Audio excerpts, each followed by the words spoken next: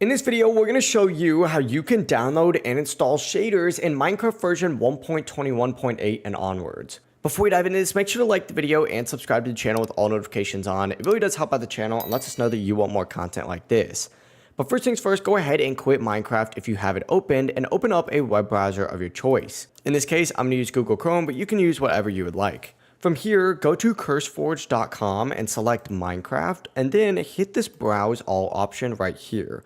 Scroll down a little bit and you're going to see this option for shaders. Go ahead and click on that. And then it's going to show you a bunch of shaders right here. If you want to customize it even more for the specific game version, you can change that to 1.21.8 and it's going to show you all the shaders that work with this version of Minecraft. But essentially find whatever shaders you would like. In this case, I'm going to go ahead and choose complementary shaders right here. Find this little files option up at the top and then once again, filter it by 1.21.8. Click on these little three dots here and then hit download file. It's going to go ahead and automatically start downloading after about 5 seconds. Just don't click anything on this page. It's just a bunch of ads anyways. Next, open up another tab and go to irisshaders.dev. And it's going to take you to a page that looks like this. Go ahead and click on download now and then hit download universal jar. And it's going to go ahead and download the installer. Go ahead and go to the downloads folder or just directly click it from here to open up the actual installer and make sure it's set to 1.21.8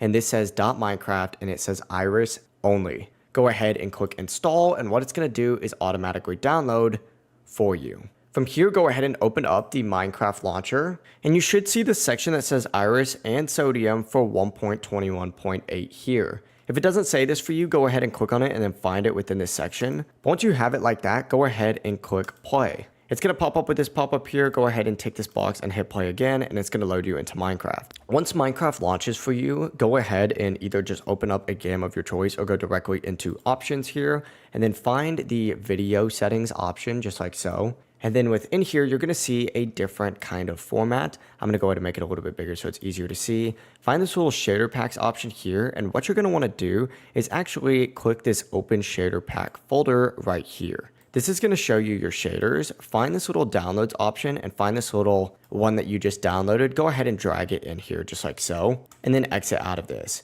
Now, obviously, I already have Complementary Reimagine installed, but this is the one that I just dragged in. Go ahead and select that and hit apply, and it's going to reload Minecraft very briefly for you, and it should be glowing when it's actually selected.